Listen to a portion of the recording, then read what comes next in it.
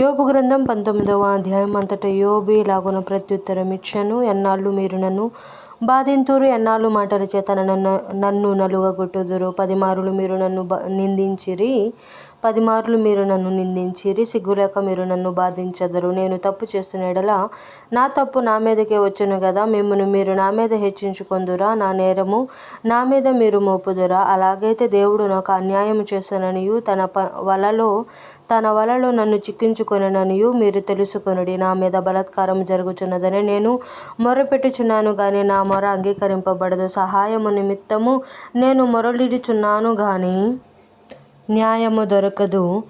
నేను దాట లేకుండా ఆయన నా మార్గమునకు కంచె వేసి ఉన్నాడు. నా త్రోవలను చీకటి చేసి ఉన్నాడు. ఆయన నా ఘనతను కొట్టివేసి ఉన్నాడు. తల మీద నుండి నా కిరీటము తీసివేసి ఉన్నాడు.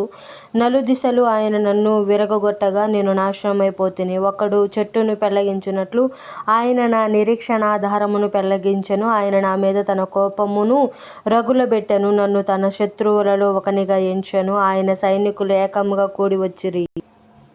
వారు నా మీద ముట్టడి దిబ్బలు వేసిరి. నా గుడారము చుట్టూ దిగిరి. ఆయన నా సహోదర జనమును నాకు దూరము చేసి ఉన్నాడు. నా నెలవరులు నాకు కేవలము అన్యులైరి. నా బంధువులు నా యొద్దకు రాకయున్నారు.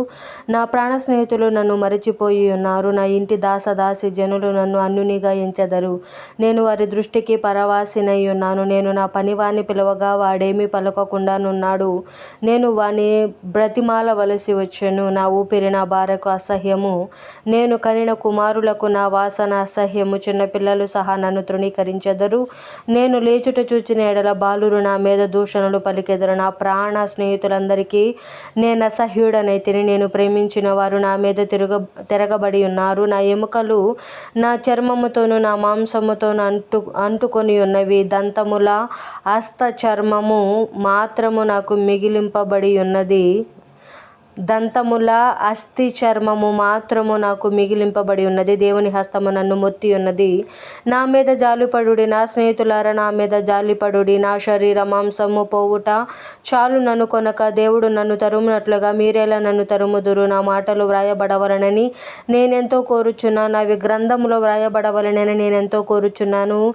అవి ఇనుప పొగరుతో బండ మీద చెక్కబడి సీసముతో నింపబడి నిత్యము నిలవవలెనని నేనెంతో కోరుచున్నాను. అయితే నా విమోచకుడు సజీవుడనియు తరువాత ఆయన భూమి మీద నిలుచుననియు నేను ఎరుగుదును.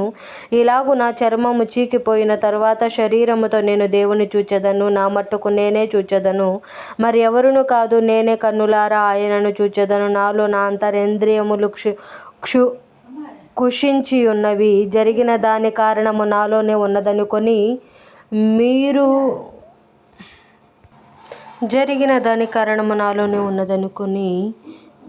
మేము వానిని ఎట్లు తరిమెదమా అని తలంచిన ఎడల మీరు ఖడ్గమునకు భయపడుడి. తీర్పు కలుగునని మీరు తెలుసుకొనున్నట్లు ఉగ్రతకు తగిన దోషమునకు శిక్ష నియమింపబడును. దేవుడి పరిశుద్ధ వాక్యం మనం భద్రపరిచి దీవించునుగాక. ఆమేన్.